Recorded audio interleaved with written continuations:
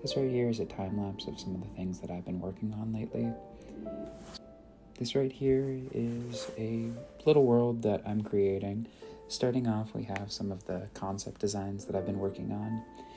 The idea is that they're these tiny little people that need to engineer their own types of weapons in order to fight off other tiny animals that become a nuisance in their daily lives. Right here is a matchbox that's been converted into kind of a set of bow and arrows. The matchbox is the quiver, and then there's going to be a compound bow that's made out of like twigs and tabs from the top of soda cans. I wanted to create this worm next to the matchbox to kind of show the size of it.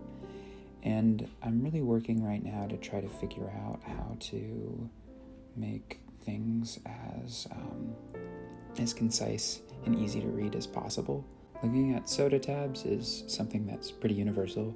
People know what they're looking at immediately, and the idea is to create something that doesn't take much work to figure out exactly what's going on. Things can look too muddy if you try to include too much, and they can look difficult to understand if you don't include enough. So there's a lot of playing around that I do and trying to figure out what works the best. One of the things that I'm trying to do with this design is create something that has a feel that it's wondrous and childlike and kids could enjoy. Trying to make things look a little bit more cartoony, and you can notice that a lot of the edges have been rounded. This world isn't supposed to seem like a scary place. It's supposed to be very warm and inviting.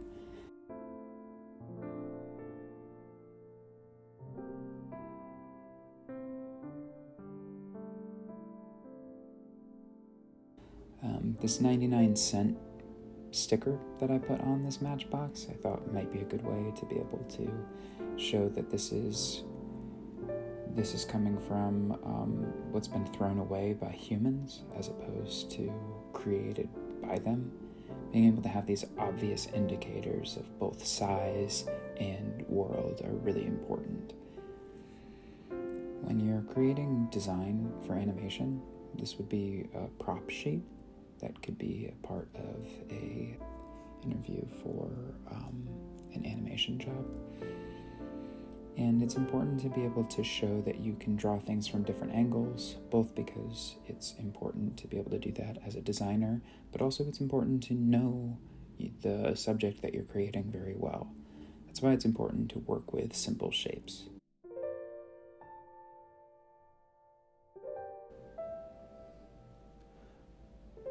I was unhappy with the way that the bow was leaning against the matchbox. I wanted it to look a little bit more realistic, so I decided to simplify the shape as much as I could and then work from there to be able to get it at the angle that I was hoping to, which I think worked really well in this case. So you can see right here, trying to figure out how I want this bow and arrow to kind of sit against the quiver here. And it took me a couple of tries to do, and I found that the easiest way to go about making that fit well was to simplify the shapes as much as possible. I try to always make sure that I use simple shapes and do turnarounds because it's important to show that you fully understand the form. It makes it much easier to be able to place it in space differently.